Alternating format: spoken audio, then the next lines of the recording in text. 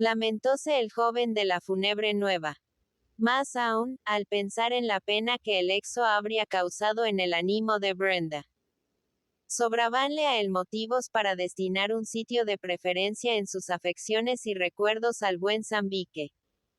Informóle también Selim, de que la correspondencia de Río Grande había sido entregada en el acto de su recibo. Y entre otros datos, la noticia del próximo regreso del caballero Selmar Bafil de Buenos Aires, según anuncio transmitido por su criado de confianza, que había recibido orden de esperarle en el muelle en la siguiente mañana. Moxo complacieron a Raúl estos informes.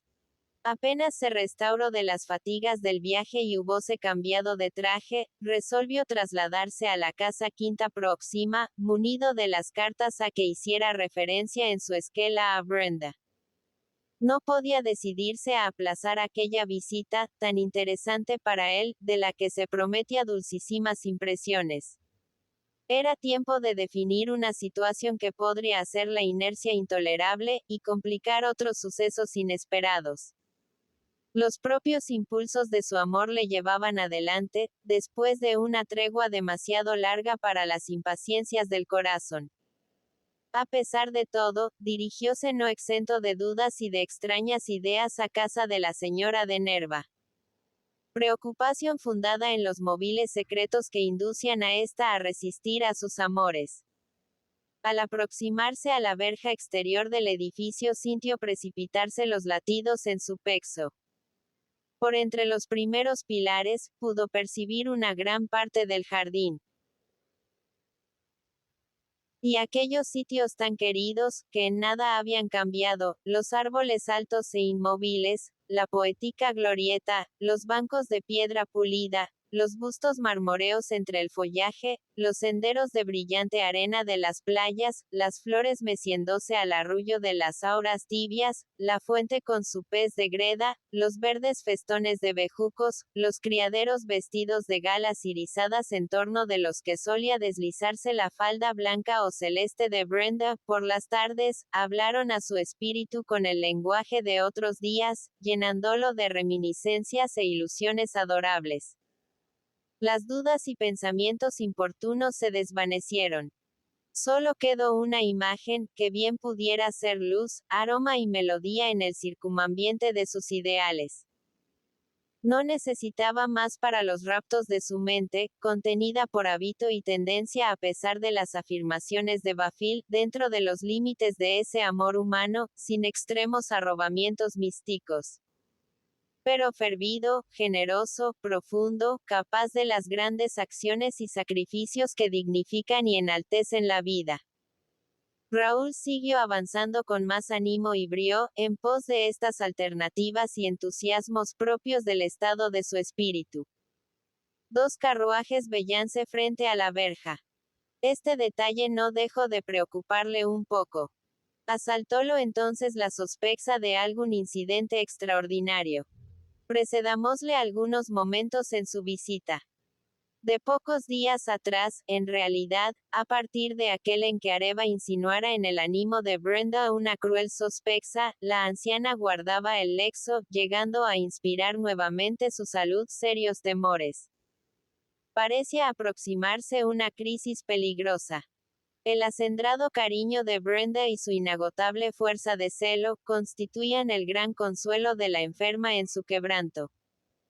Aunque los torcedores de una pena honda desgarraban implacables el corazón de la pobre niña, adquiriendo sus incertidumbres las formas más negras y fantásticas en las largas y frías horas de vigilia.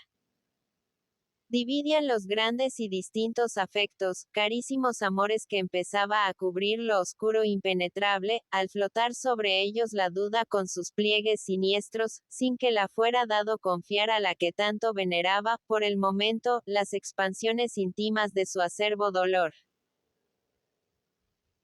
La súbita aparición del doctor de Celis, durante su diálogo con Areva, y cuando ella se disponía bajo la influencia de la ruda emoción que la causaran las últimas palabras de su amiga, a precipitarse en brazos de la anciana para arrancarla con el ruego la clave del horrible secreto, previno una escena tocante y conmovedora.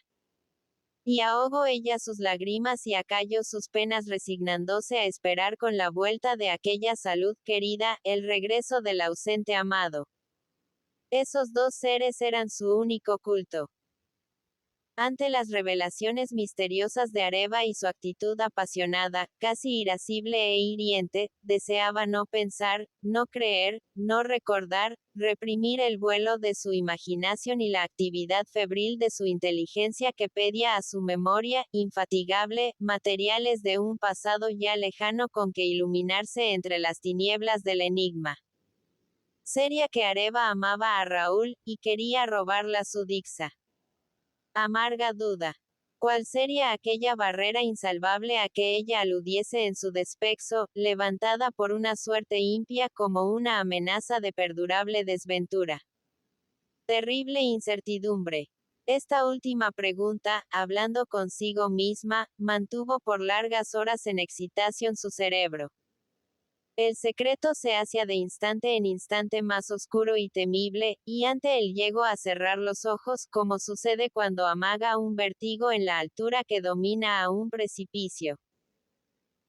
En su imaginación herida llegó a reflejarse alguna vez con todos sus detalles y accidentes la última escena con Raúl, el banco cubierto de enredaderas frente a la X Sosa, el pasaje de Zambique, la emoción y la palidez de Henares cuando la preguntó cómo era su padre, el ceño adusto y triste de su semblante al satisfacer ella su deseo. Y en armonía con estas reminiscencias, la conducta de la señora de Nerva para con él, sus recelos, sospechas y resistencias silenciosas, la actitud recogida y llena de misterio de Areva. Todo esto se agolpaba en tumulto a su mente y se desvanecía pronto, para dejar su sitio a nuevas memorias e inquietudes.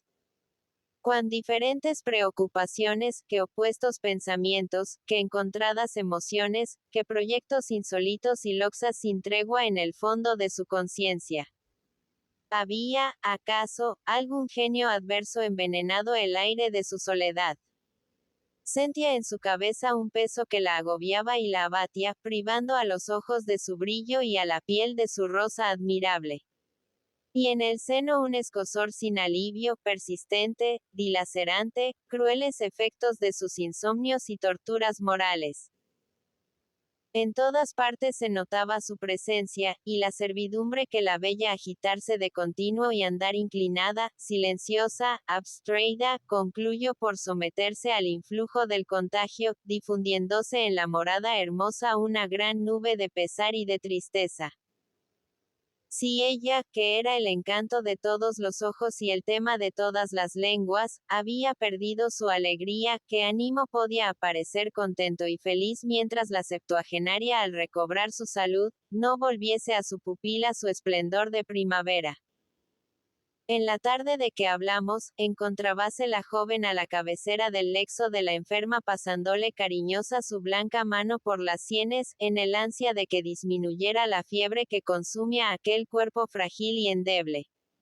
Areva estaba cerca, callada y quieta en su asiento, con un brazo apoyado en el velador y la mano en la barba, en actitud de recogimiento. El doctor de Celis, a la espera de la hora de una junta con otros dos facultativos, había salido, hacía momentos, y se paseaba impaciente en el vestíbulo, moviendo a uno y otro lado la cabeza cual si sostuviera con la ciencia un debate grave, en nombre de la duda y de lo imprevisto.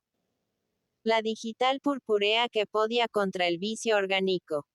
En la habitación de la enferma, semi-oscura, reinaba ese silencio que en determinadas horas parece imponerse a los mismos insectos alados que zumban en el aire.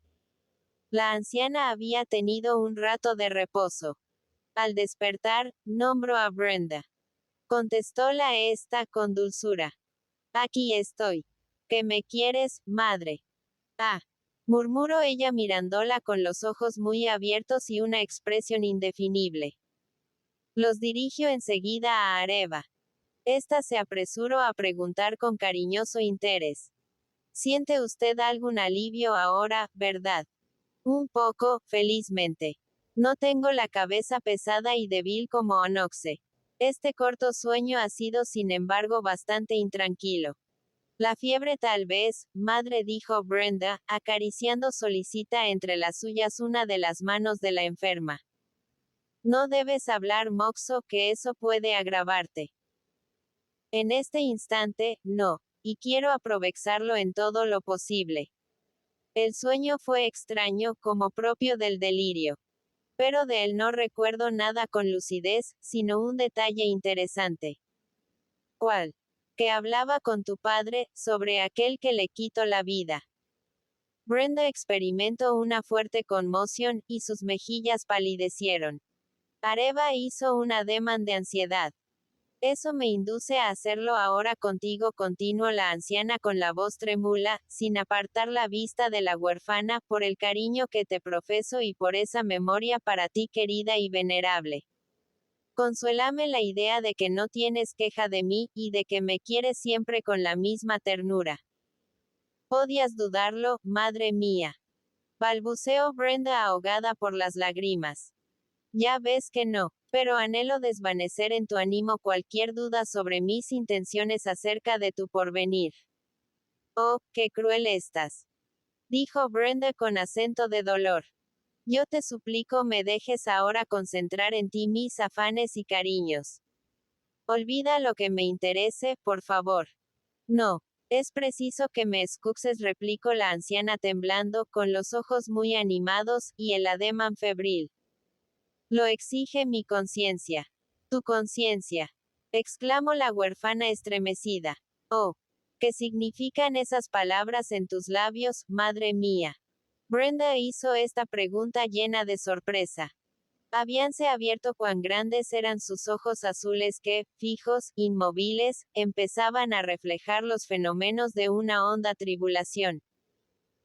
Aquellos lejanos recuerdos, aquellas frases extrañas, aquellas palabras significativas o intencionadas, por lo menos, en aquel instante triste, introducían el sobresalto en su ánimo, poniendo a prueba la delicadeza de sus fibras.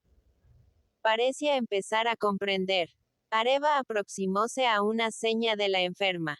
Esta oprimió una mano de Brenda contra su pecho, cual si quisiese atenuar con su suave roce los golpes rudos y tenaces del corazón.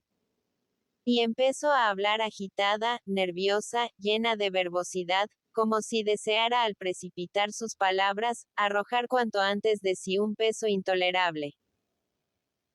Hasta hace poco tiempo, dijo, fue mi deseo, desinteresado y cariñoso, que tú contrajeses enlace con el doctor de Celis, presintiendo que mi vida no podría prolongarse, Moxo, sin que este deseo debiera interpretarse jamás como una violencia moral o una imposición indigna del grande afecto que te he prodigado siempre. Después que me revelaste sin reservas el estado de tus sentimientos, y las ilusiones que abrigas, respecto de otro amor que vino a ti fatalmente, no podía yo insistir en mis propósitos, y preferí guardar silencio para no marchitar quizás de pronto aquellas con vanos disgustos y pesares. Al menos, mientras no adquiriera la certidumbre de ciertos sexos que consideraba y juzgo deber de conciencia no ocultarte. Detúvose un momento.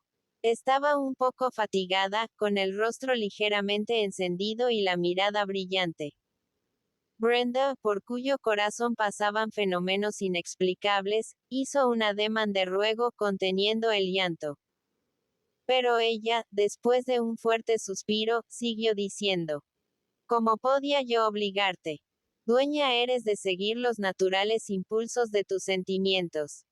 Nosotras las ancianas nos forjamos a veces la ilusión de poderlos dirigir sin pena ni esfuerzo. Es una ficción con que nos halaga la experiencia, esta memoria triste inseparable del frío de los años. La juventud vive de pasiones, y hay que dejarla horizontes y ensueños. Pero debo instruirte de cosas de otros años, mi querida Brenda, para que las medites a solas y decidas de tu suerte sin hacerte violencia, despreocupada y libremente. Y he de referírtelas no solo para mi satisfacción propia, sino también en homenaje a la memoria de aquel cuyo retrato colocado junto al de mi esposo, su amigo fiel e inseparable, contemplas tú todos los días con cariñoso respeto. Así diciendo, la enferma tendió el brazo enflaquecido hacia uno de los retratos en tela, pendientes de la pared del fondo.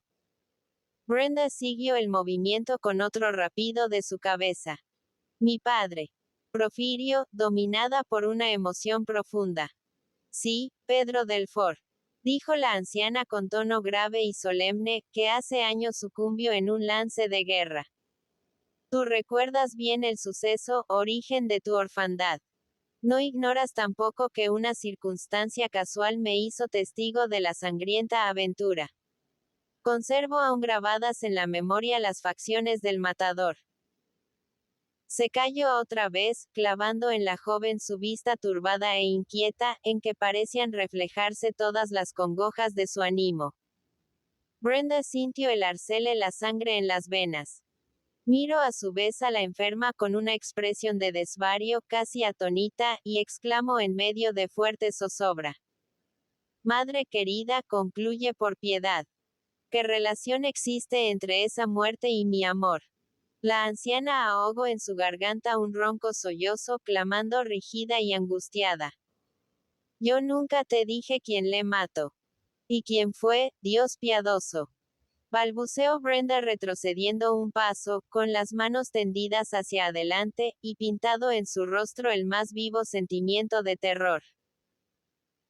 La enferma incorporóse de súbito en el lecho llamándola así, con los labios trémulos y violáceos, como pidiéndola que viniese a compartir con ella su amargura, y mientras Areva silenciosa y conmovida enlazaba con su brazo la cintura de la joven, dijo ella, imponiéndose por un esfuerzo supremo a su pena indecible. ¿Le conoces? Se llama Raúl Henares. A estas palabras, Brenda arrojó un grito herido, llevando las manos a su pecho, cual si allí hubiese entrado un dardo de fuego.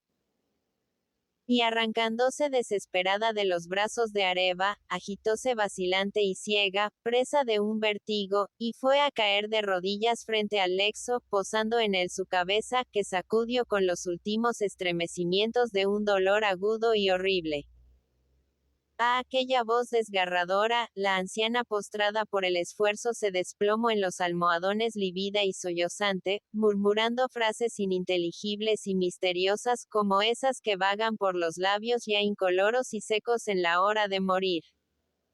Areva, perpleja ante este cuadro afligente, corrió al fin veloz a la galería, dando paso a las sirvientas que a su llamado acudían en tumulto, y de allí al vestíbulo, en busca del doctor de Celis. Minutos antes, Raúl Henares había salvado la gran puerta de rejas que daba al camino. Algo sucedió entonces. La presencia del Astener de Celis operó en él una transformación repentina. Desexando todo escrúpulo, atravesó con firmeza el sendero y subió las gradas. El doctor, que se paseaba con la cabeza descubierta, impaciente y agitado, se detuvo al verle venir, haciendo un brusco movimiento de sorpresa. La visita, a no dudarlo, era inopinada.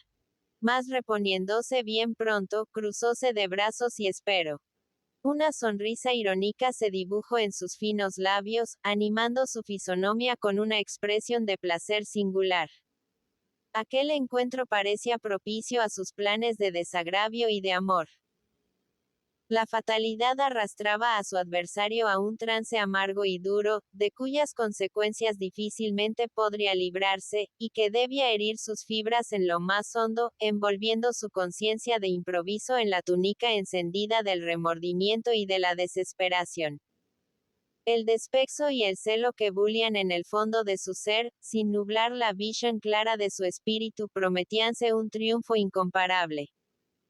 Su rival bajaba al terreno de un modo inesperado, y en hora solemne para la huérfana, que en ese instante ante el lecho de la enferma, presentía tal vez un nuevo y grande infortunio. Raúl fijó en él su mirada al poner el pie en el vestíbulo.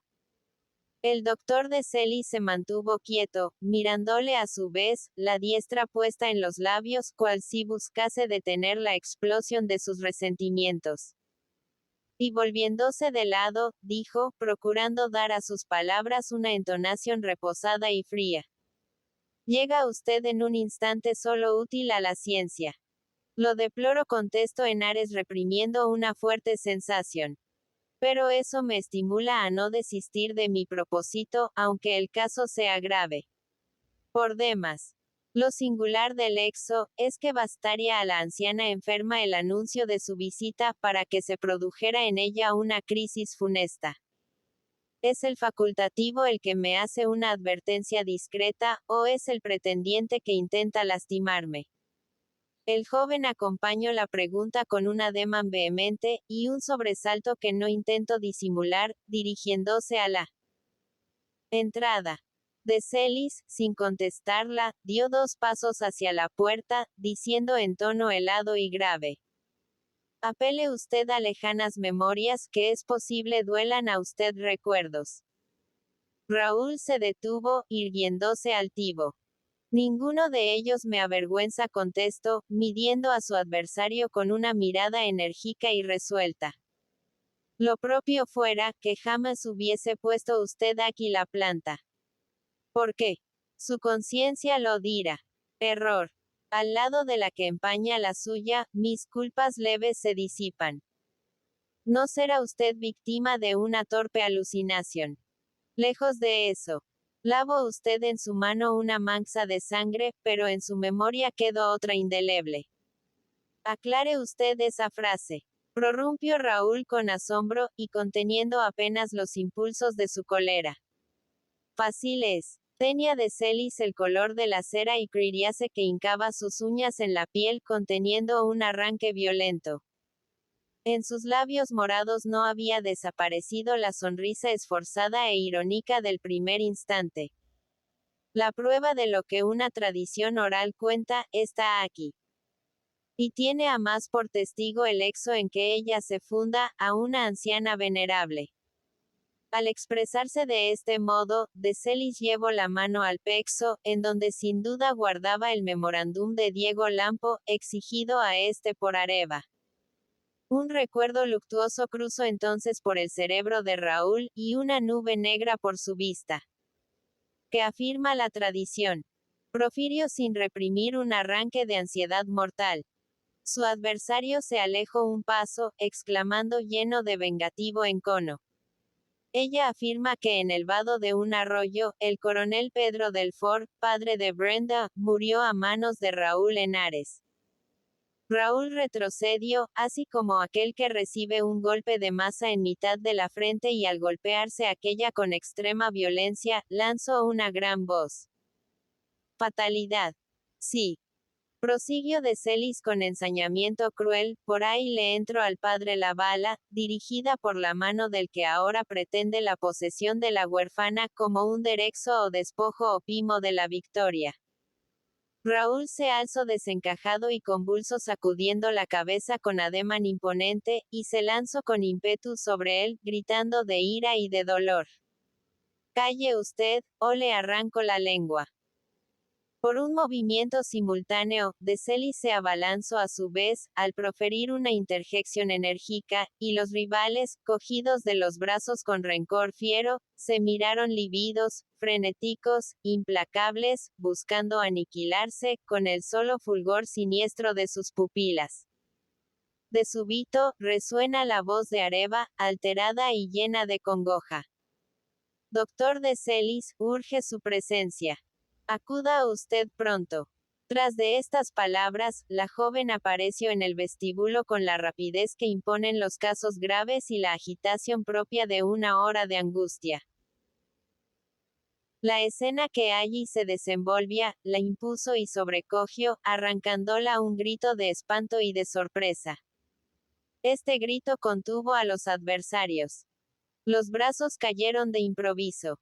Los 2 hombres se apartaron ceñudos algunos pasos y miraronse silenciosos, una vez más, con una expresión de concentrado encono. Al fin de Celis entróse mudo y sin color, moviendo inquieto los hombros, cual si en ellos se hubiesen posado 2 zarpas poderosas y desgarradóle las carnes. Areva le dejó pasar, callada, transparente de emoción, colocándose entre él y Raúl, que se había descubierto un instante, y daba un paso para alejarse.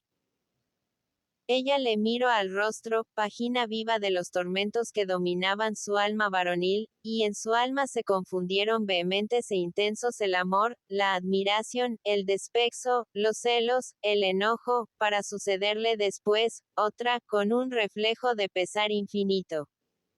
Raúl se detuvo. Areva se acercó más a él, con esa audacia adorable que la pasión concede y que estimula un gran dolor extraño. Cuanto darla ella por restañar la cruel herida abierta en aquel noble pecho.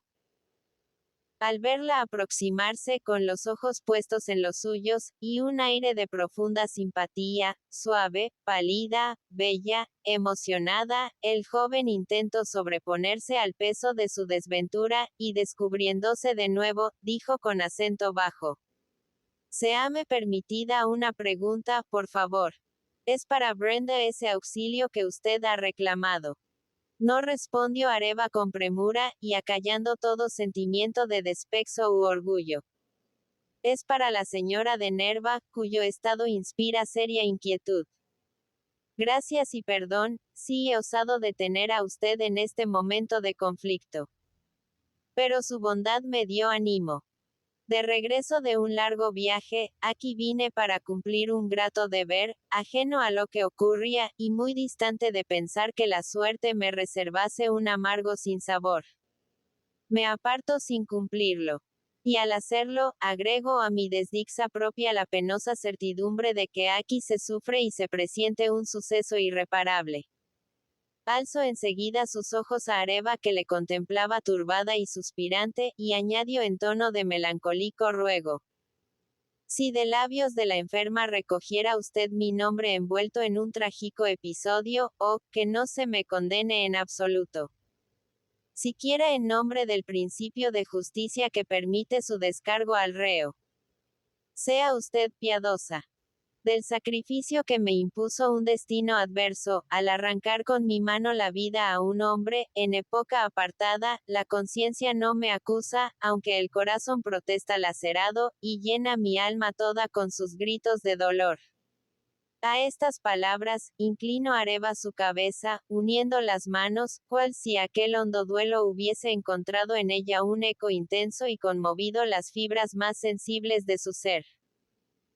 Saludó Raúl, y de allí apartóse con la frente baja, un brazo recogido sobre el pecho y el otro doblado hacia adelante, turbia la vista, el cuerpo erguido y rígido, cual si todos sus músculos en acción conservasen aún la actitud agresiva del primer momento.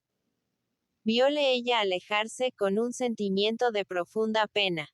Irse anonadado, sin haber gustado el placer inefable de una entrevista con la que amaba, como un pobre viador a quien se arrebata el último consuelo. Y cuando él se detuvo un segundo, sin volver el semblante, en la puerta de la verja, oprimiósele a ella el seno con amargura y desaliento. Ni una mirada. Por primera vez las lágrimas saltaron a sus ojos, y al rodar, cayeron en sus labios como gotas de fuego. 33 Los dos amigos. El golpe, como se ve, había sido rudo.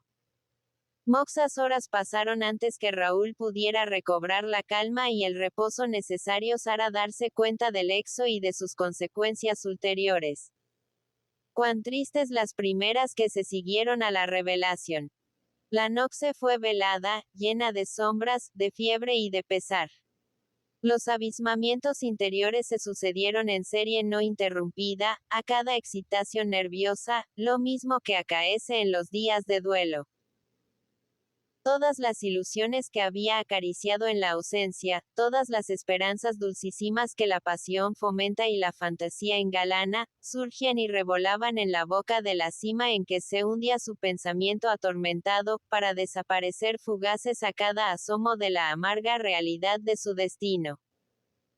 En el fondo de aquella cima, no menos oscura y honda que un espacio insondable, vio agitarse la sombra muda y fatídica del padre de Brenda, que se alzaba lenta y manchada de sangre, para ahuyentar de su cerebro los ensueños de ventura.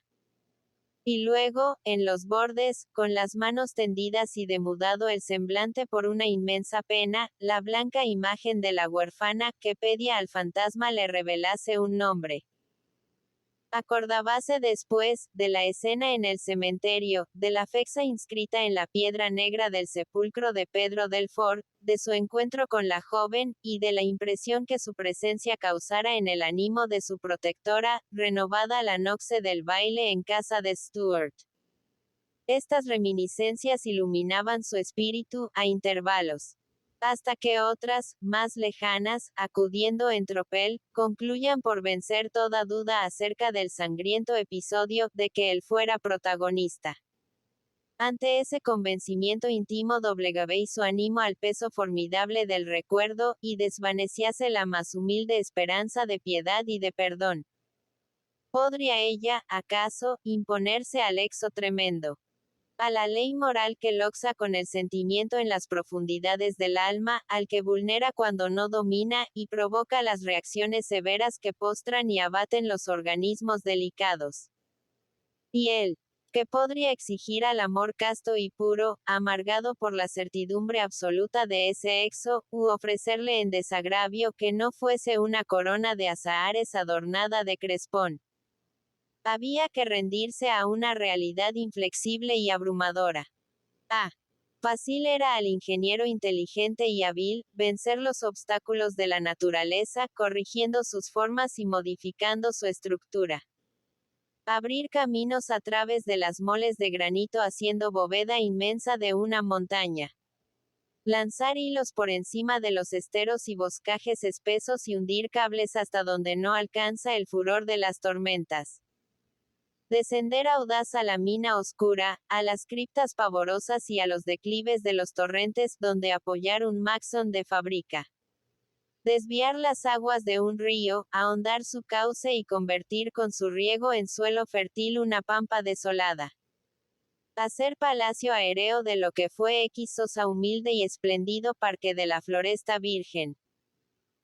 Improvisar vergeles llenos de florescencia, vigor y fecundidad allí donde nunca creció arbusto, y como a un golpe de vara mágica, erigir monumentos al trabajo y a la industria que difundan en contorno el calor de las fraguas y la fiebre de los talleres. Fácil era todo esto, a la audacia y a la iniciativa del talento. Pero era posible reanudar los lazos de una pasión que la adversidad destruye o abate, como al alzarse sobre él un puente se unen los bordes de un precipicio, o vuelven a ligarse arrancados al abismo de las aguas los extremos de un cable que se rompe. En la triste imaginación de sus amores, halagabale la idea de que ella lo querría siempre como él la querría, aunque nunca más pudieran encontrarse. Parecíale que en estas líneas paralelas del sentimiento, la regla matemática se imponía en rigor de una manera inexorable. Felizmente, Raúl tuvo un verdadero momento de goce y satisfacción como tregua a su amargura, en ese día. La visita de Selmar, cuyo regreso había él olvidado en medio de sus desazones, vino a confortarle y a ofrecerle la ocasión, tan rara, y por lo mismo tan preciosa, de conceder ensance y desahogo a su espíritu sin temor de que se perdieran sin eco sus confidencias graves en el vacío que el criterio egoísta e indiferente abre sin escrúpulo ni reserva al pesar ajeno. Ya era esto bastante. Su espíritu, por firme y seguro que fuese, necesitaba expandirse y proyectarse, buscar en esa amistad sincera y noble, cuyos caracteres distintivos parecen irse perdiendo de día en día, al paso que asume mayor rigor la loxa por la vida y los instintos hereditarios, refinándose, reemplazan a los sentimientos grandes y elevados, las inspiraciones puras y felices, que la tiranía del dolor no permitía sugerir a su propia inteligencia. Selmar se presentó contento, casi radiante, abrazando efusivamente a su amigo, inquiriendo con interés el éxito de su empresa, y mezclando a sus preguntas impresiones personales, llenas de gracia y colorido. Raúl lo acogió con alegría y emoción, significándole en sus elocuentes pruebas de afecto, cuán grato le era el volverle a ver en esos momentos, tan nutrido de buena savia y animado de tan envidiables satisfacciones morales. No te equivocas, mi querido amigo, decía Selmar. Efectos de la vida porteña, que si en moxo difiere de la parisiense, tiene en cambio su sabor original. Pero, no está ahí precisamente la causa de este estado especial de nervios que te sorprende. Hay varias concurrentes, y a fe que muy dignas de apreciarse. Te excuso con placer. Mis exámenes, en primer término. Éxito completo, notas excelentes, felicitaciones honrosas de la mesa, tesis de sensación, diploma de suficiencia, adquirido a todo rigor, sin balbuceo ni dudas en la prueba. Así lo dijeron, y aunque me esté mal, yo te lo repito en confianza. Te aseguro que nunca supuse tal denuedo en mis fuerzas. Jamás dudo de tu triunfo. Los encantos y placeres de la gran ciudad, enseguida. Ciudad de agitación perpetua, de intercambio enorme, de millones circulantes, de vitalidad absorbente, de atracción insaciable, foco de cultura y de esplendor intelectual nativo, centro de clases que la fortuna gradua y la igualdad protege, englobamiento de razas laboriosas y fuertes, diversidad de lenguas que se refunden en el idioma democrático, ANXSO asilo de costumbres de todos los climas y latitudes, condensadas en un grande espíritu nacional que evoluciona y deriva, utilizando los mismos de sexos y brozas que arrastran las corrientes migratorias en la gran fábrica de la transformación, y cincelando pacientemente el tipo singular del porvenir, en ese prodigioso conjunto de materiales vivos, soldados por la libertad y el trabajo, que se llama cosmopolitismo. Pero, mira Raúl, a fuer de caballero, por arriba de todo eso, están sus mujeres, como están las agujas sajonas y torrecillas elegantes por encima del conjunto arquitectónico sólido y equisato de los barrios populosos. Oh, las porteñas. Tú las conoces. Cultura, gracia, donaire, atractivo, seducción, aticismo, todo ello encuadrado hasta en los rostros feos, que los hay, por vida mía. Como si allí fuese atributo indispensable de la juventud, lo que en otras partes la naturaleza niega a las mismas hermosuras. Bellezas arrogantes, en plenas actitudes para disputarse el premio en concurso, que subyugan al pasar y no se olvidan, grabándose en la mente como imágenes sobre acero. De bustos interesantes, y de cabezas encantadoras que Torbellino, en un paseo por Palermo. Contemplándolas una vez desde un montículo del parque ocurrióseme pensar que en esas figuras graciosas, agitándose a una en espiral de ricas carrozas y soberbios troncos, la delicadeza del gusto estaba en el examen recíproco de adornos y semblantes, sin voces ni risas, ni otro rumor que el sordo de los rodados. En cuanto a estaturas, te diré. Escasas palmas, moxos lirios de tallo elegante y esbelto, no pocos arbustos languidos.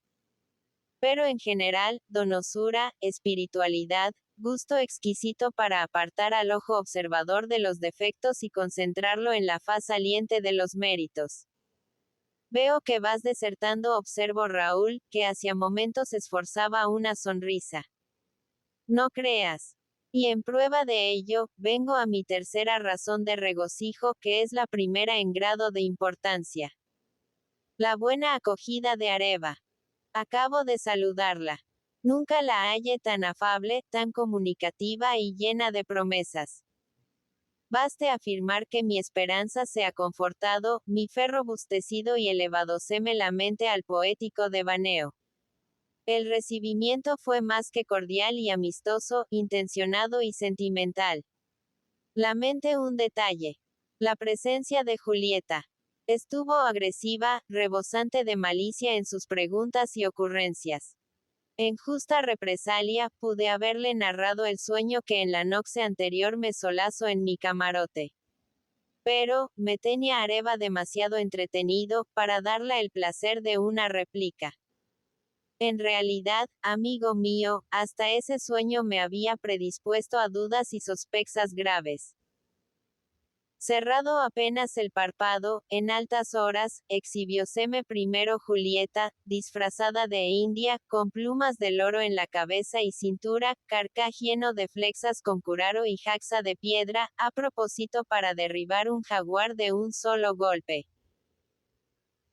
Si bien esta vision me hizo gracia, y me distrajo, a pesar de sus gestos y vaticinios acerca de lo que me reservaba el regreso, lo cierto es que no sucedió así con Areva, la cual se me representó silenciosa y fatídica, con una pluma de ave en la cabellera, el pie sobre sandalia y la pierna desnuda como la Gwendolen de la leyenda de Scott, invitándome a beber en un vaso de plomo cierto líquido extraño. Parecíame que estábamos en máscaras, a juzgar por los detalles. Y en rigor, son pocos los días que nos separan de aquellos en que moxas caretas de carne, graves, tersas y falaces todo el año, sudan libremente sus rubores bajo los de seda. El exo es, que esta parte interesante de mi sueño no dejó de impresionarme, cuando al reproducirlo en mi memoria, tuve en cuenta la conducta de Areva desde la noche del baile, artificiosa, suspicaz y prevenida. Y ya lo ves. Me he encontrado con un cambio notable. Reputo de excelente augurio para nuestros amores esta nueva campaña, en que empiezo recogiendo lauros, o por lo menos marcadas simpatias de parte de quien no las prodiga fácilmente. Para tus cosas íntimas, importa moxo que esta potencia se incline de mi lado, pues de esta manera los grandes peligros se neutralizan. Sabrás que ahora soy su médico de confianza. Es eso muy honroso para ti, y te felicito de veras, Selmar. Tales distinciones de parte de la señorita de Linares significan elocuentemente, o una promesa muy agradable, o un designio oculto, dado que ella se determina siempre por los extremos. El término medio no parece entrar nunca en sus resoluciones prácticas. Así es, pero un designio oculto. No creo.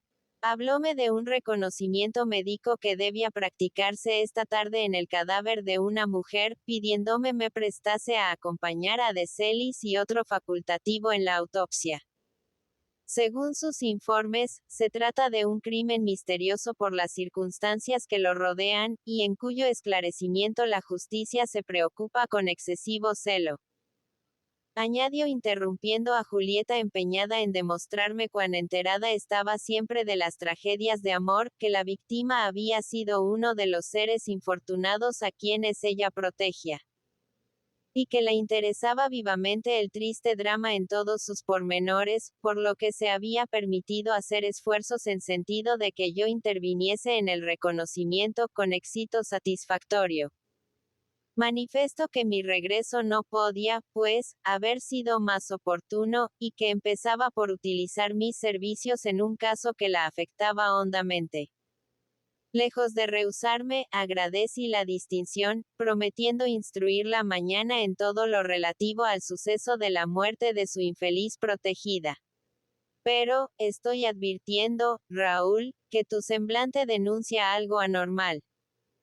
Esa palidez, ese gesto de disgusto, esa mirada languida, esa tristeza en el sonreír, esa concisión en el hablar, esa actitud, en fin, de encogimiento y de reserva, me indican que tú sufres. Y no te engañas. Algunas horas llevo ya de dolorosa tribulación. Selmar le miro con asombro. Me he contenido en lo posible, para no interrumpir tus expansiones, feliz al oírte relatar con entusiasmo los primores y emociones de la vuelta, que yo también soñé tan llena de encantos y nutrida de promesas, desvanecidas a un soplo de aciaga suerte. Pues que me interpelas, y adivinas lo que en mi interior ocurre, no debo seguir callando, y he de confiártelo todo. Siento necesidad de hacerlo, y te ruego me excuses.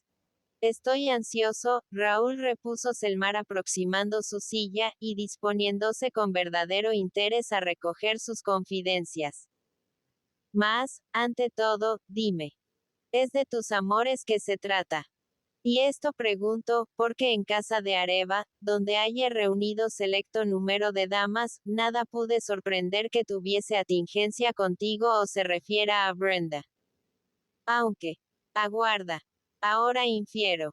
Julieta hablaba a media voz, apriesa y casi febril con algunas de esas damas, mientras yo lo hacía con Areva. Sus flexillas bañadas en curaro atravesaban la sala diestramente dirigidas.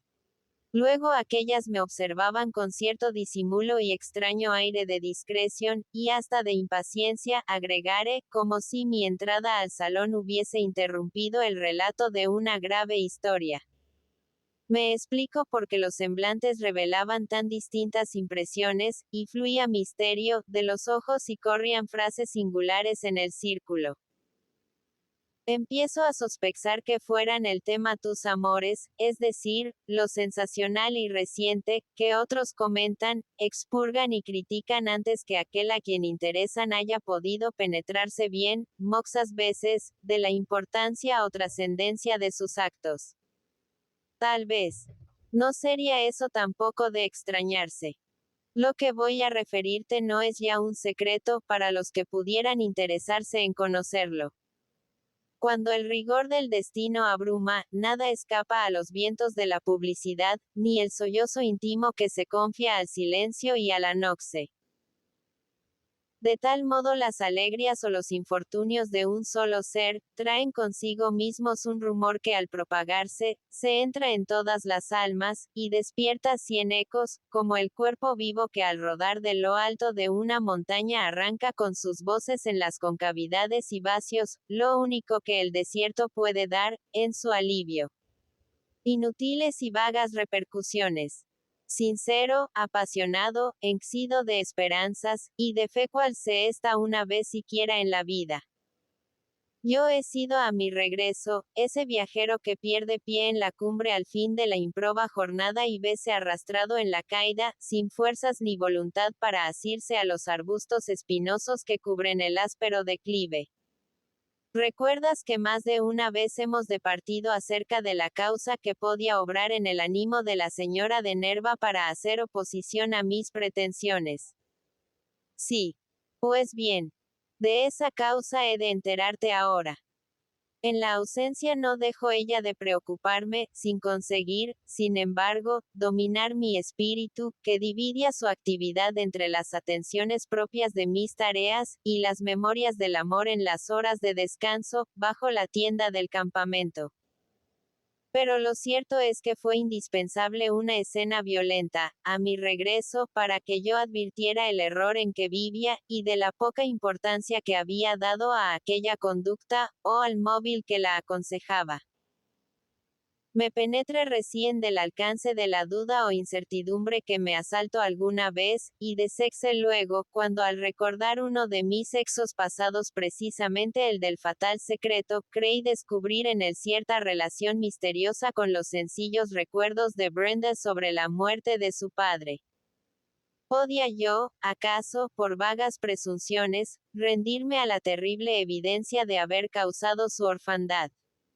Ni como esperar, en mi tranquilidad de espíritu al respecto, que más tarde de Celis me arrojara el apóstrofe de matador, firme y resueltamente.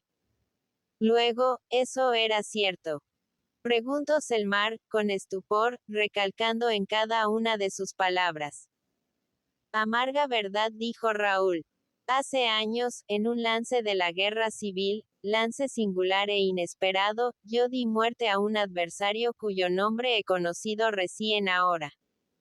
Ese adversario era el coronel Pedro Delfort, padre de Brenda. Selmar se quedó aturdido, mirando a su amigo fijamente, sin desplegar los labios. Parecíale aquello extraordinario e inaudito. ¿Por qué causas, y en qué sitio, lo sabrás pronto? Continuó Henares. Antes quiero referirte lo acaecido ayer en casa de la señora de Nerva, a donde me trasladé 2 horas después de mi llegada a Montevideo. De ese instante data este pesar. Bafil recobró su serenidad y fuese recogiendo en sí mismo, callado y serio, como sucede cuando se someten todas las facultades del espíritu al estudio de un tema arduo y complicado. Su amigo hizo un fiel relato de los hechos que él escuchó atentamente. Así que hubo concluido, Raúl agregó. Debo ahora enterarte del episodio que a través de los años viene a ejercer tan grave influencia en mi destino. Deseo que lo conozcas en todas sus circunstancias y detalles, y lo juzgues con la mayor severidad de conciencia, si consideras que así debes hacerlo, desligándote por un momento del estrecho vínculo amistoso que nos une. A nadie lo he revelado, y serás tú el único que lo recibas en confidencia.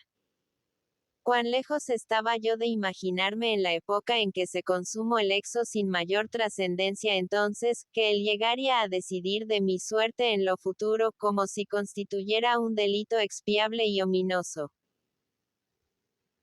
Después de meditar moxo sobre ese suceso, he inferido, la situación difícil del que escribe historia al ligar circunstancias y escenas separadas por el tiempo, que coinciden y se traban para poner de relieve el espíritu y tendencias de una época sin confundir las causas primitivas con lo derivado, y dar la razón de episodios dramáticos cuando no de hechos extraordinarios, que hagan surgir del olvido las pasiones de los hombres, más poderosas a veces que las ideas.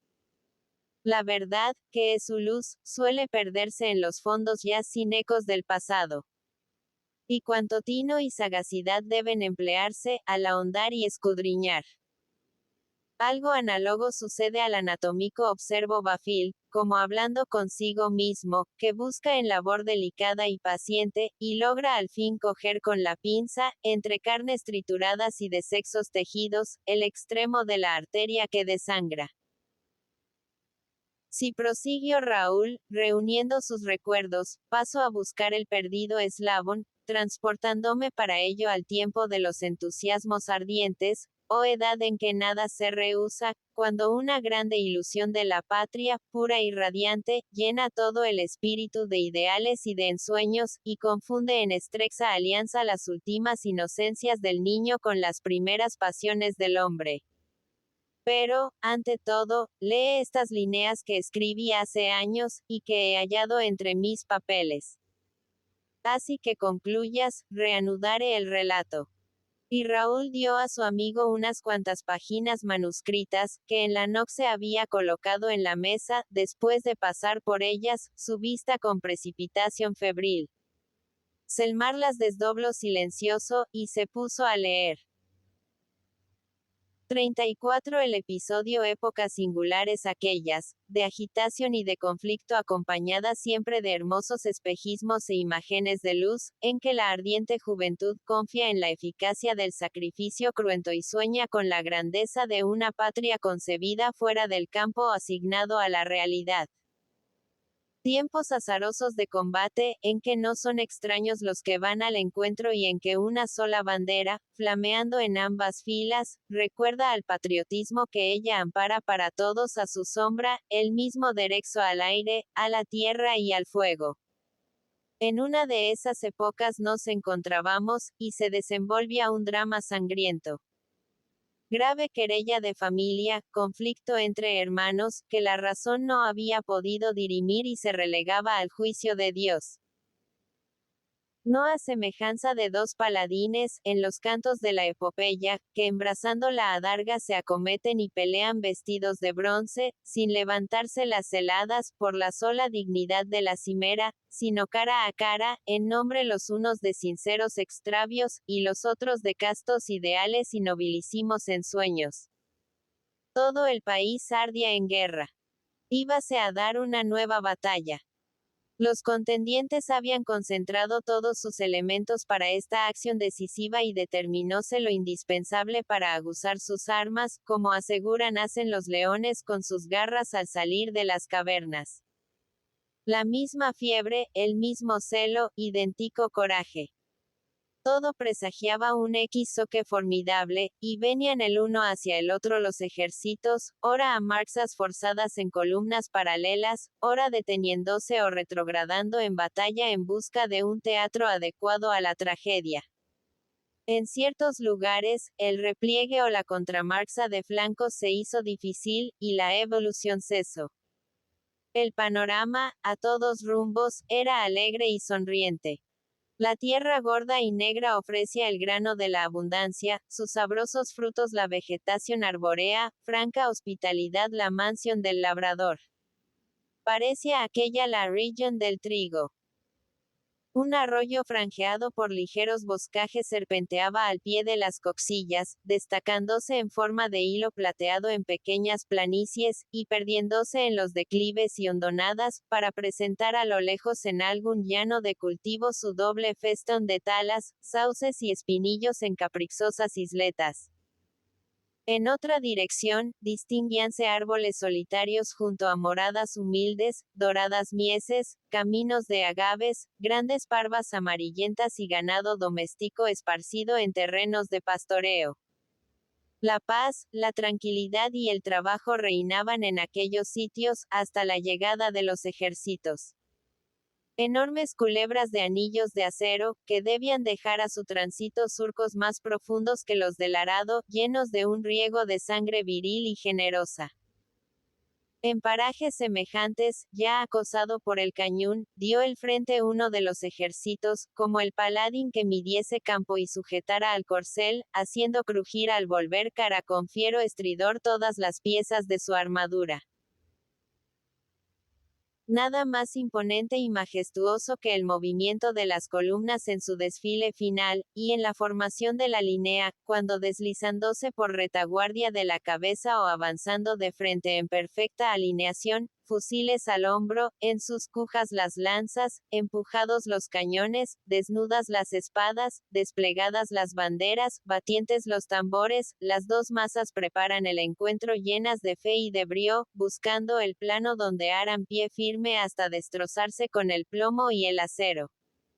Tendiéronse ambos contendientes formando paralelas. Batallones al centro y fuertes baterías de campaña, caballería en las alas compacta y numerosa, con reservas sobre los bagajes y tren rodante. Algunos destacamentos de cazadores apoyaban los flancos, y otros hacían despliegue al frente en guerrilla, preparando con sus descargas aisladas el sangriento drama. Alineados, en descanso, resueltos, en un terreno desfavorable en parte para la maniobra, esperaban la palabra de orden. Eran como dos nubes sombrías cargadas de electricidad, cuyo equivoque inevitable debía producir la catástrofe al soplo de aciagos vientos. O encelados colosos, acostumbrados a recibir nuevas fuerzas de la madre tierra en la caída, prontos a lanzarse el uno sobre el otro para renovar con vigor increíble un combate perdurable. Ya algunos cuerpos humanos tendidos aquí y acullá sobre la línea de la escaramuza preliminar en ambas avanzadas, inmóviles y yertos marcaban los vacíos sexos por el plomo de las descargas. Jalones de carne y rotos huesos, del que debía ser para uno u otro combatiente el campo de la victoria.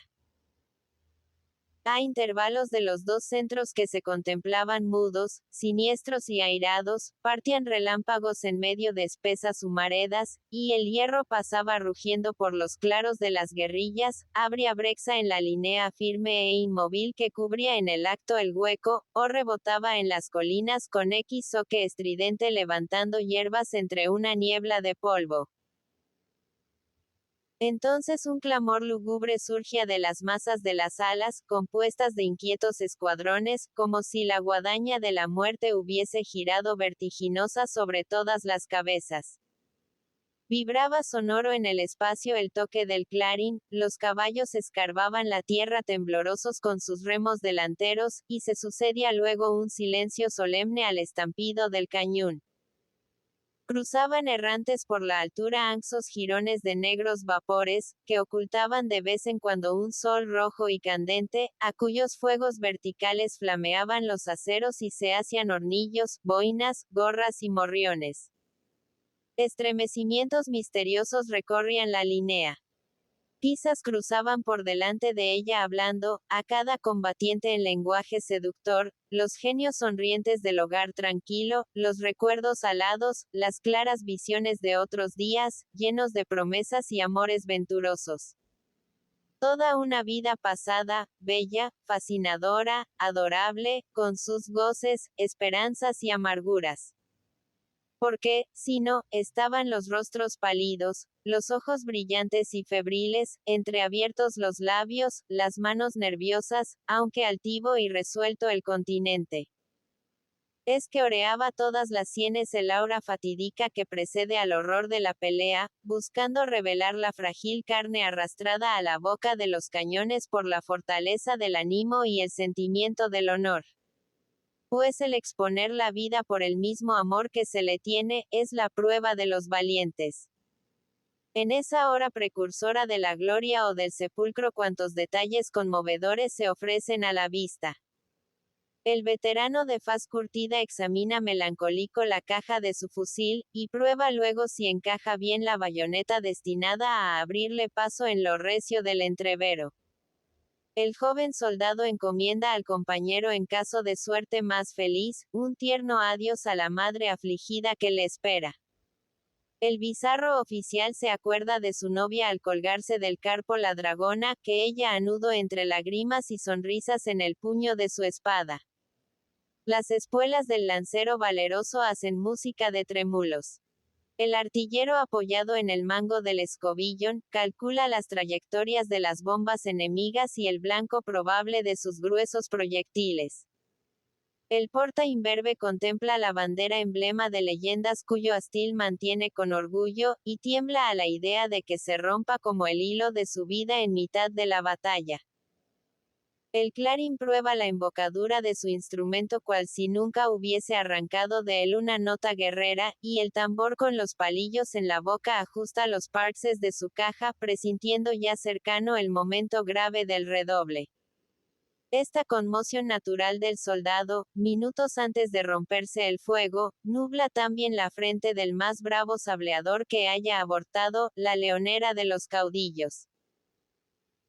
Es entre el humo de la pólvora y el xoque furioso de las armas, que la fibra del valor, fuerte y templada como una hoja de Toledo, realiza prodigios, levantando el rugido del hombre sobre el fragor de la metralla, y más altos que el egoísmo y peligro, ideales y creencias, pasiones y fanatismos, dignos de la leyenda de viejas y embravecidas loxas.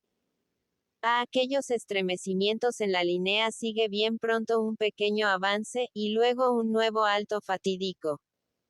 Acortanse distancias.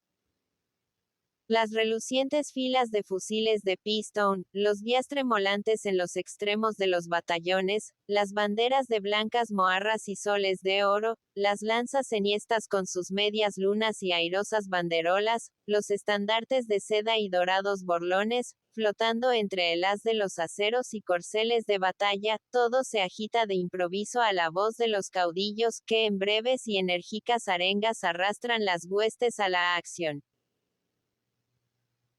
Estrexanse las filas, baten los tambores, paso redoblado, muévese la dura recta entre músicas marciales, llenan los aires aclamaciones soberbias, sables y lanzas se agitan destellantes, y a distancia fija en que el plomo puede encontrar, la entraña, la marcha cesa, inclinanse las armas en plano bruñido y luminoso, y una serpiente de fuego se extiende a lo largo del muro humano, con estrépito comparable al chisporroteo de un voraz incendio en los bosques. Percíbese apenas entre la baja atmósfera de pólvora que raza la tierra en nutridas volutas el pie de los combatientes, ante los que salpica el plomo o revienta la granada, esparciendo el estrago en las filas y derribando intrépidos soldados, que quedan tendidos con el puño enhiesto y la pupila enorme, entreabiertos los labios por el último grito que en medio del coraje sorprendió la muerte. De vez en cuando vense pliegues de banderas entre el humo, cual fugitivas ráfagas de ruborosa gloria, o brillar las espadas de los jefes detrás de las líneas, que recorren a saltos prodigiosos sus bridones, o lucir los uniformes a manera de confusos iris en un caos de vapores que ruedan en veloces espirales, o estallar en 100 fragmentos los armones y cureñas al xoque de las bombas que cruzan el campo de batalla como bolidos encendidos en rápidas parabolas a través de la humareda. Los centros pugnan por ganar a palmos el terreno ondulando con los movimientos propios del vientre de un reptil, ante la violencia del huracán de fuego y plomo que los abraza y aniquila. En medio del suelo de la lidia está la llave de la victoria. En tanto los clarines han resonado con agudas notas en las alas, y se precipitan a la carga los fieros regimientos en unidos escalones, al viento el estandarte, las lanzas enristradas, corta la brida, haciendo retemblar la tierra a su pasaje con el estridor de una tromba, para estrellarse con los del opuesto bando, disolverse, y confundirse en revuelta brega.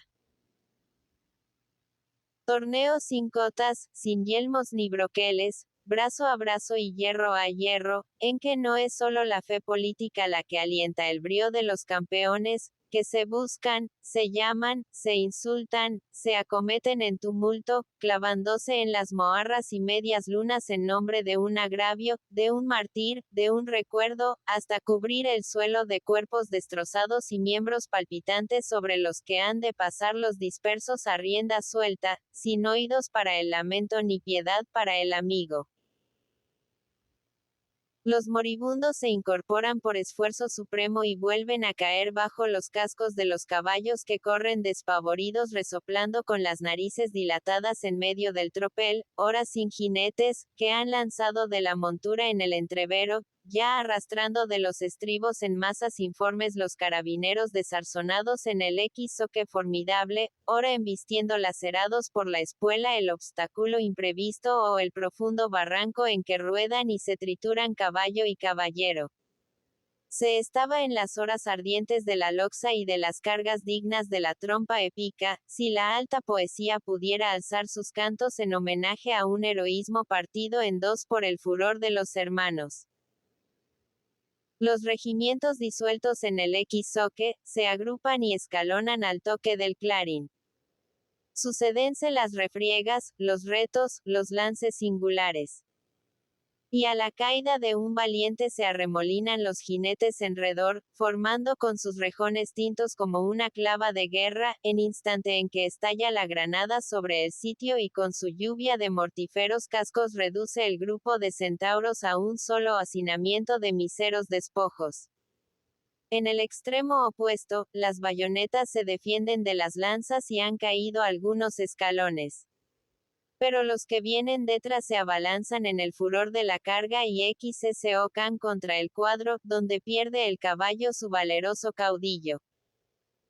La infantería cede como una pared que se agrieta y desmorona, los escuadrones se precipitan por la abertura con la fuerza del torrente, y mientras vuelve un grupo hacia tierra las bocas de sus fusiles, desaparece la avalancha a retaguardia envolviendo el parque y las reservas en pavoroso desorden. Había llegado a su periodo álgido la fiebre de la pelea. La atmósfera estaba saturada de pólvora, y el ruido era imponente. Uno que otro son de corneta, surgiendo en forma de nota aislada, se imponía apenas al estruendo de la fusilería y de los bronces. En tales momentos, recibí orden de transmitirla de avance por el flanco derecho, al jefe de 2 escuadrones de reserva que debían encontrarse algunos centenares de metros a retaguardia. Cuando azuse mi cabalgadura se veían en todas direcciones cruzar como veloces fantasmas, amigos y adversarios. Vibraban los laques en los aires con lúgubre silbido, enroscándose al caer cual culebras de 3 cabezas en los transidos corvejones.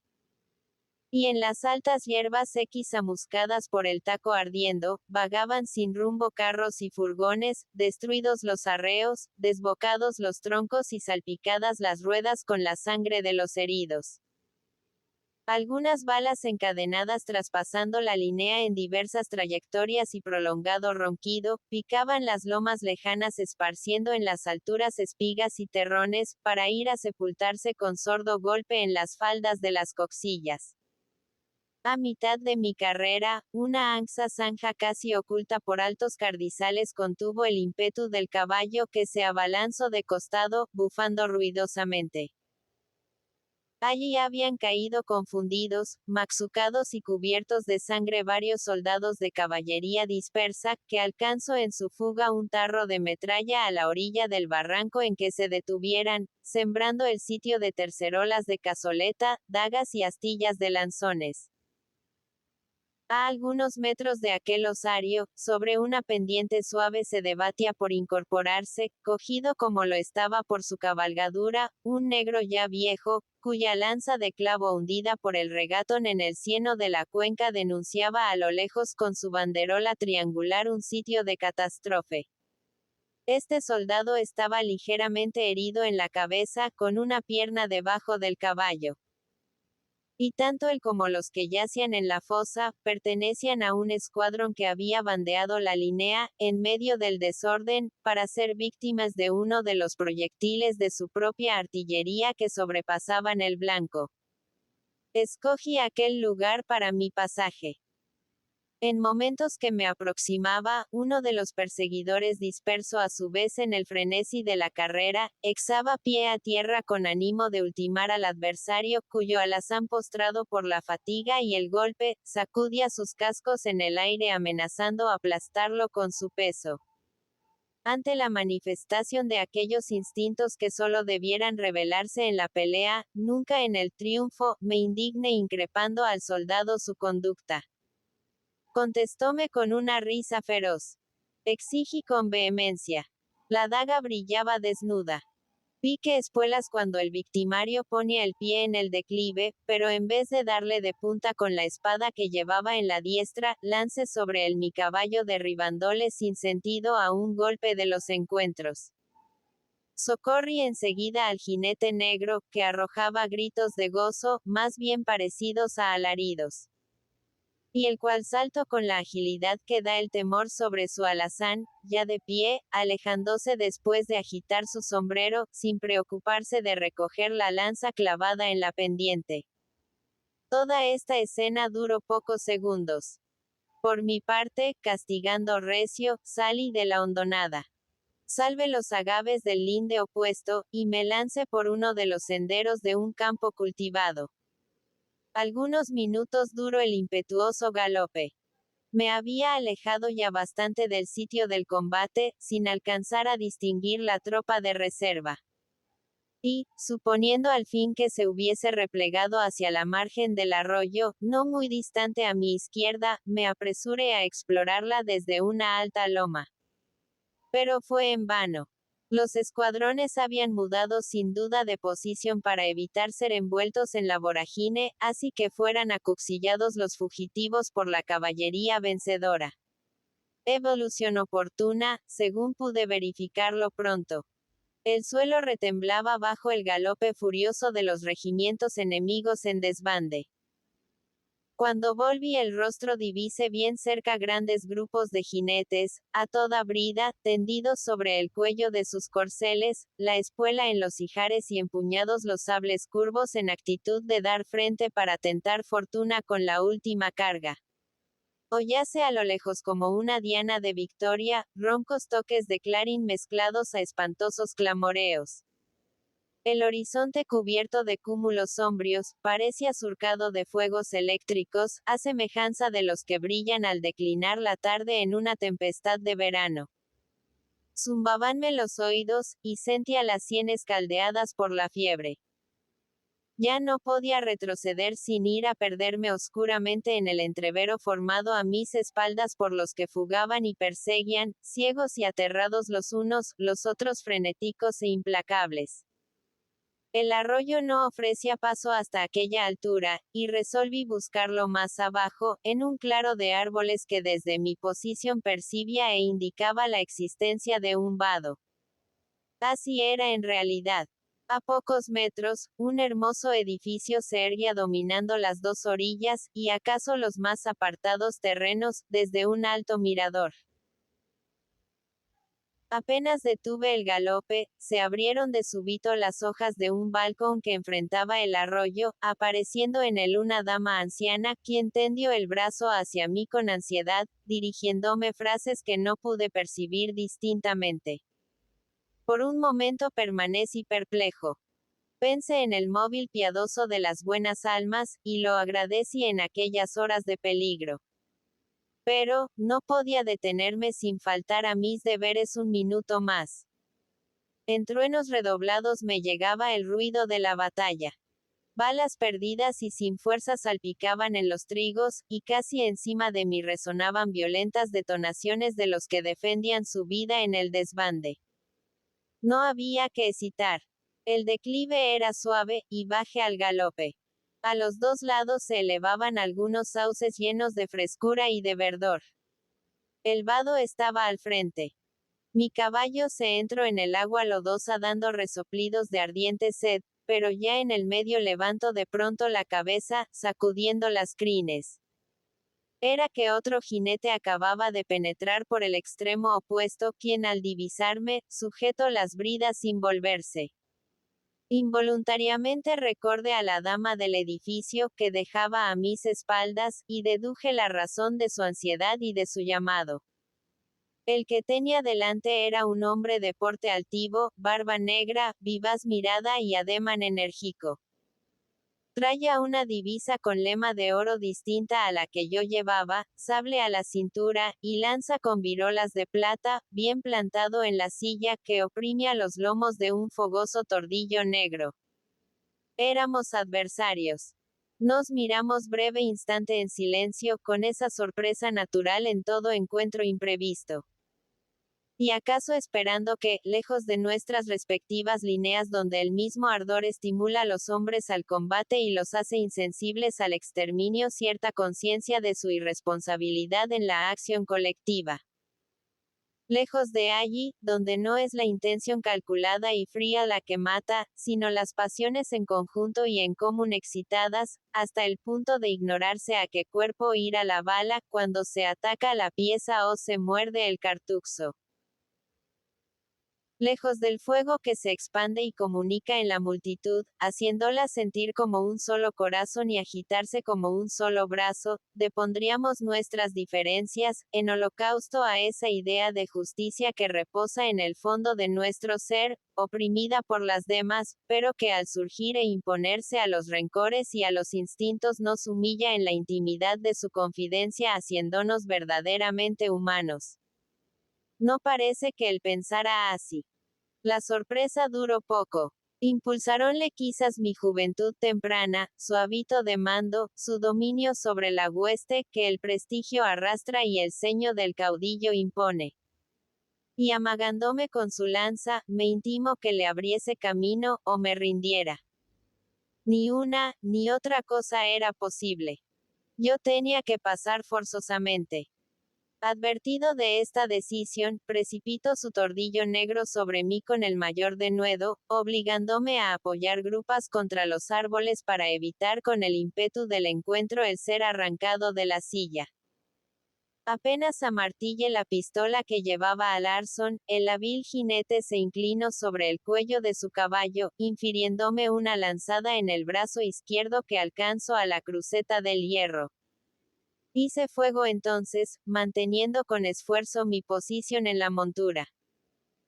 El adversario dejó caer su lanza, deslizóse por un flanco, destilándole de la frente un hilo de sangre, mientras su corcel asustado daba un gran bote y huía arrastrando del estribo el cadáver entre un torbellino de espuma. Selmar en esta parte de su lectura, levanto la vista impresionado, y miro a su amigo en silencio pasándose las manos por las sienes. Raúl, que había estado leyendo en su semblante y seguido con interés la vuelta de las páginas, alargó el brazo, y sustrajo suavemente el manuscrito, que Bafil dejara un momento en sus rodillas, diciendo: «Te enterarás después de lo que sigue. Creo que ya has leído todo lo que puede rozarse con el exo grave que nos preocupa. Aclararé un detalle. El jinete negro era Zambique, el liberto senil que en otros días has visto pasar por delante de la quinta con su cesto de fresas. Este ser oscuro y humilde que fue mudo testigo de mis amores y fiel esclavo de su reina, ya no existe. Necesitaré nombrarte a la dama de la casa de campo, y al bizarro caudillo muerto en el vado. Infiero que la dama fuese la señora de Nerva, y del For, el caballero contestos el mar meditabundo. Bravo problema, destino raro, singular leyenda. Tras de estas palabras se dirigió a la ventana, y paseando una mirada por la campiña, se puso a recitar en voz grave y lenta una estrofa del Ariosto. 35 Comentario. Raúl le observaba con los brazos cruzados sobre el pecho y el ceño adusto, en esa actitud pasiva del que experimenta todo el rigor de un exo incontrastable. De pronto, Selmar se volvió diciendo: el precedente histórico de que acabas de enterarme, hace fuerza. Por mi vida. Pero, no me parece el caso de rendirse a discreción. Consideremos el exo de una manera aislada, trasladémonos al instante mismo en que se consumó, desligándolo de su afinidad absoluta con Brenda. ¿Qué dice tu conciencia? Me absuelve, repuso Raúl con calma. Ya es moxo. Toda la dificultad que sería consistiría en llevar esa conciencia a la mujer que amas. Del punto de vista legal, la cuestión no admite duda. La sentencia sería absolutoria. Lo reconozco. En el caso faltó la voluntad criminal que hace odiosa la culpa. Una ley preexistente a las escritas armó mi mano, porque estaba en mi misma naturaleza, y me lo exigía en nombre de su conservación. Agredido con riesgo inminente, estrexado en el vado por un fuerte adversario, los dos a solas, inhibido de retroceder so pena de morir de una manera oscura y miserable, el lance fue de defensa legítima y necesaria. Por otra parte, una aventura de guerra observó Selmar. Y los que en ella se lanzan, no ignoran que al final se encuentra el sepulcro o el laurel. Es un dilema de hierro, dos extremos distintos, pero muy cercanos como la punta y la cruz de una espada. Advierte también que en aquellos instantes tenías un delicado deber que cumplir, aunque fuera hacinando cadáveres. Complemento notable a tu favor. El deber militar en lances tan supremos, es más inexorable que la rueda de una pieza a todo el correr del tiro que buscando posición, estruja y mutila heridos y moribundos, sorda como el bronce, inflexible como la muerte que oculta en su ánima sombria. Del punto de vista moral, oh afaz de tus amores, el exo cambia de aspecto.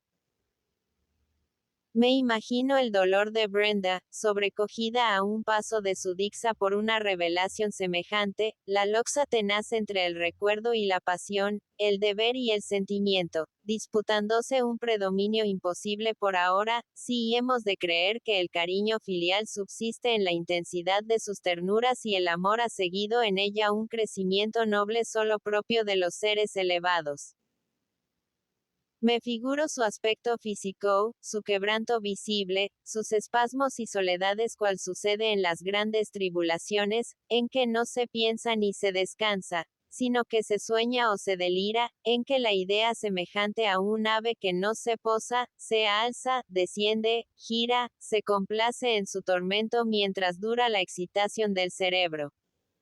Y deduzco de todo esto, que la misma gravedad de las circunstancias te impone el deber de esperar. No hay duelos que resistan al tiempo, ni obstáculos insuperables para un amor verdadero.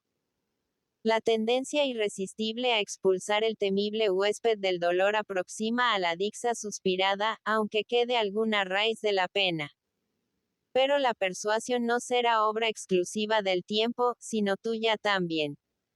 Mía, has dicho. Sí. En tu lugar yo conservaría toda mi fe, y andaría paciente sobre la arena circundada de oscuros horizontes, convencido de llegar al fin al oasis. Si ella recogiera alguna vez de tus labios la narración del episodio, llegara quizás a conmoverse lo bastante para no consentir que tú enjugaras sus lágrimas y calmara su aflicción. Porque al ser verídico y sincero hallarías en su ánimo más que la resistencia tristemente severa de la huérfana, el arranque espontáneo y generoso de la mujer sensible, de la mujer que en su amor primero ha sufrido por tu culpa sin que tú la hayas engañado.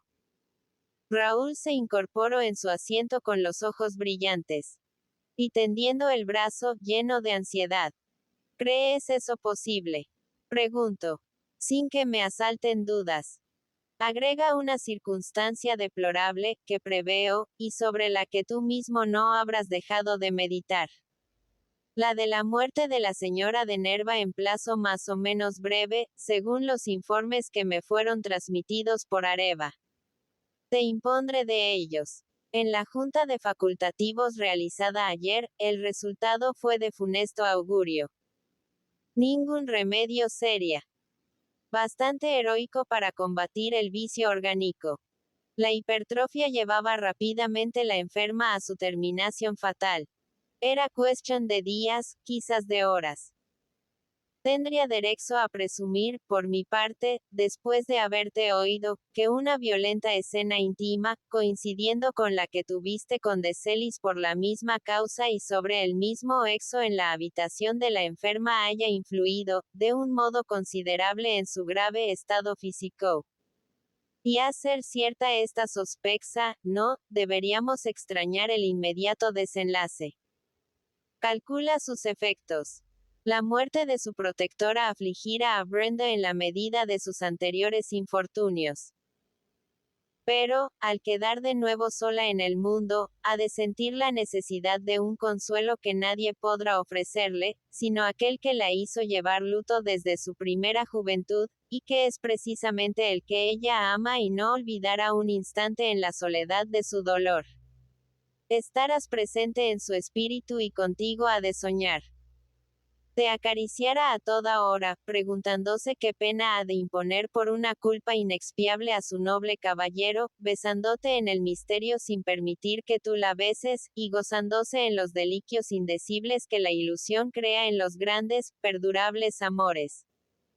Deseabas que te hablase así. Oh, gracias amigo mío. Exclamó Raúl con gratitud.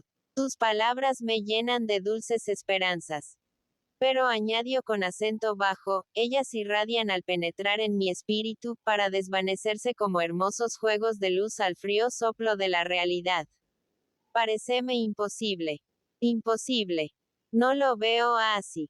No se trata de la Yocasta de Edipo, ni de la Jimena de Cornille, a quien el gran trágico exhibe en la terrible actitud de tender la mano al matador de su padre mientras llevan a éste al cementerio. De su padre, a quien el amante mata, sabiendo que lo era. Tu situación moral es distinta, y el exo en que se funda natural y lógico por las contingencias del conflicto en que se produjo. Los años pasan sobre esa aventura de guerra civil, el acaso te acerca a la huérfana, interviene una pasión robusta, y cuando sueñas con realizar tus votos, se rompe un secreto que debió guardar la piedra de la tumba. Tú eras el causante de esa orfandad.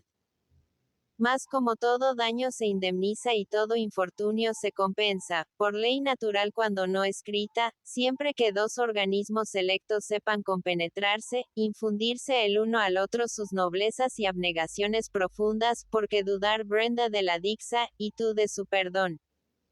Raúl estrechó la mano de su amigo con cariño, diciendo, entre alentado y vacilante. Lo meditaré. Mi voluntad es fuerte. Pero toda su energía no basta a arrancarme en pocas horas esta impresión penosa. No lo niego. Y difícil sería que otro en tu caso dejara de doblegarse. Cuando la metralla destroza a un héroe las dos tibias, no es cierto que su bravura acalle por completo los gritos de la carne. La entraña se encoge y el tronco se retuerce. Hay sufrimientos morales que superan a la congoja del héroe. Pero, sin ellos, habría seres superiores. Empieza a meditar, amigo mío, y adiós. Sabes que un compromiso serio reclama mi presencia a esta hora en cierto sitio. Cuenta conmigo después. Confío hallarte más tranquilo y mejor dispuesto a mi vuelta. Alza corazón. Los dos jóvenes volvieron a oprimirse sus manos, sonriendo. Raúl acompañó a Selmar hasta la puerta, deseándole un feliz éxito en la misión profesional recomendada por Areva. Bafil dio orden a su coxero de conducirlo a la calle de Meadows, a una casita solitaria, de propiedad de la señorita de Linares, situada cerca de la costa.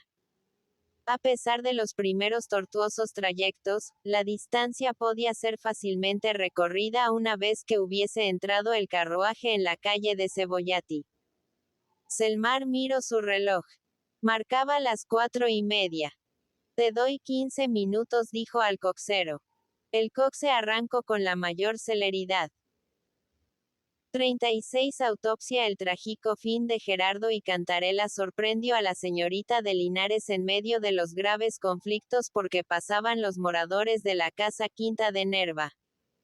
El señor Perea le llevó la noticia en el acto que llegó a su conocimiento, penetrado como lo estaba del especial interés de la joven por la suerte de la infeliz pescadora. No se hallaba ella preparada para esta impresión, y por lo mismo hubo de conmoverse hondamente. Pensó en Selmar. El joven médico debía llegar en ese, o al siguiente día. Es justo que asista a sus exequias, se dijo Areva.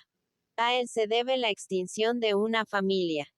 Que moxo que sufra un poco. Hay expiaciones severas para los delitos que la ley no pena, y en cuyo rigor no creen los soberbios. La justicia había intervenido, instruyendo un sumario. Depusieron en él los que habían retirado los cuerpos de la red corvinera. Pero en sus declaraciones se limitaron a los hechos producidos, hasta el instante en que Gerardo se dirigió a las pesqueras con la joven. No olvidaron consignar que su infortunado compañero padecía de mal caduco, desde algún tiempo atrás, y que en el día del suceso estaba muy pálido y abatido. El cadáver de Cantarella exhibía signos elocuentes de un crimen. Y a los efectos de un informe médico legal indispensable, designáronse 2 facultativos, que deberían expedirse en el acto de practicada la autopsia. Uno de ellos era de Celis. Areva le manifestó su deseo de que coadyuvara al informe el doctor Bafil, que acababa de rendir sus brillantes pruebas en Buenos Aires, y cuyo regreso se esperaba en esos momentos. Para lo cual ella recabaría su aquiescencia, en la seguridad de no ser desoída. De Celis defirió cortésmente. ¿Podía acaso rehusarse a nada de lo que le pidiese Areva, a cuyas hábiles maniobras debía el haber asestado un golpe mortal a Raúl, y de cuyos efectos una y otro se prometían incalculables ventajas en beneficio de sus pasiones?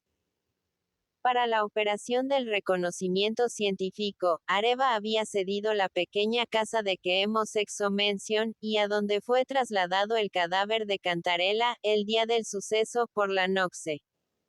Con ese objeto, se arregló urgentemente una pieza espaciosa con ventanas al patio, bañada de luz profusa, proveyéndola de los muebles y útiles indispensables. El cuerpo estaba sobre una mesa de piedra blanca y lisa, cubierto con un paño, del que se exhalaban sutiles aromas, como si todo lo hubiese preparado una mano de mujer. Veíase en el suelo un ataúd forrado de negro con zapas de bronce, y encima de él, una corona de cuentas negras sin iniciales ni lazos de moare. Sencilla ofrenda anónima, allí arrojada por el deber piadoso. Cuando Selmar llegó, de Celis y el otro médico, que era un hombre serio y frío, barbicano, de pocos cabellos, frente amplia y mirar firme y sereno, examinaban atentamente la cabeza y cuello de la víctima. De Celis tenía los brazos remangados. Sobre una silla se veía abierta una caja de cirugía, llena de esos delicados instrumentos de acero tan límpidos como un cristal de roca, que en la mano suave y segura de un hábil profesor, parecen convertirse en apéndices metálicos de sus nervios tranquilos o de sus dedos de mujer, que aunque las toquen, nunca ajan las rosas. Había sobre la ancha mesa, al lado del cadáver, un bisturí y un coxillo pequeño propio para el corte de partes blandas, que no debía emplearse hasta la llegada de Selmar. Al ruido de sus pasos, sus 2 colegas salieron al encuentro, y cambiaronse entre ellos los saludos y obligadas frases de estilo. Bafil pidió disculpa por el retraso de 5 minutos sufrido. Y dejando sobre un mueble su sombrero, tiró de los guantes de hilo que cubrían sus manos, avanzándose unos pasos hacia la mesa, donde fijó su mirada rápida e inteligente. La vividez de la luz solar ponía de relieve las menores líneas y detalles de la cabeza de la muerta. Al principio tan desfigurada estaba, Bafil mantuvo su mirada aguda, profunda, clavada en aquella cabeza, como inquiriendo en sus perfiles la razón de la sorpresa que le sobrecogía. Pero luego que dio un paso más, maquinalmente, y arrancó con increíble ligereza el paño que encubría el tronco, algo semejante a una conmoción eléctrica crispó todos sus nervios, y ahogó un grito en su garganta que trascendió en forma de expiración ronca y violenta.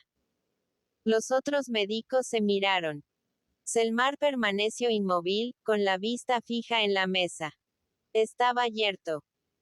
La sangre se había retirado de la periferia, y refluía a su corazón a saltos tumultuosos, al punto de sentirse casi vencido, por un instante, aquel temperamento enérgico y varonil capaz de resistir entero las más fuertes loxas, los más serios sinsabores presentidos, pero no lo imprevisto.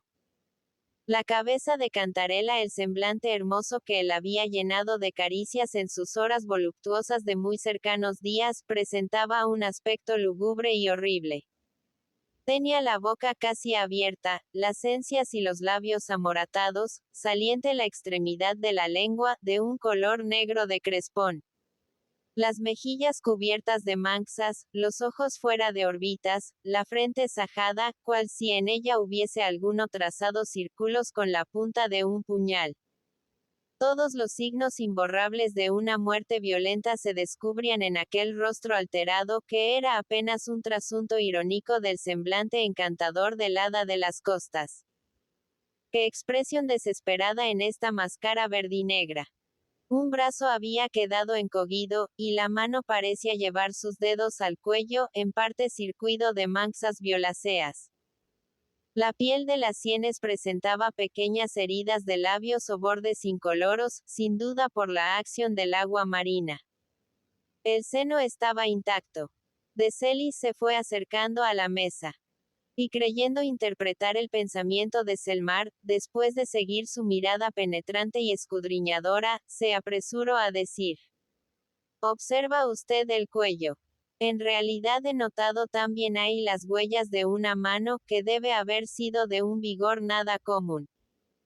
Examine usted de más cerca, y podrá percibir las señales de los dedos. Aquí se han cerrado como grandes pinzas de acero, hundiéndose en los tejidos y oprimiendo la tráquea, hasta producir la asfixia. Diré a usted, esta joven convalecía de una fuerte fiebre que la postró por algún tiempo, y su físico se encontraba muy delicado y débil en los momentos en que fue víctima de una venganza, al parecer. Tuve oportunidad de asistirla en su dolencia. A mérito del régimen prescrito, hacía ayer su primer ejercicio en una barca por el río, acompañada del pescador que con la de ella concluyó su vida. Según mis datos, este pescador padecía de epilepsia».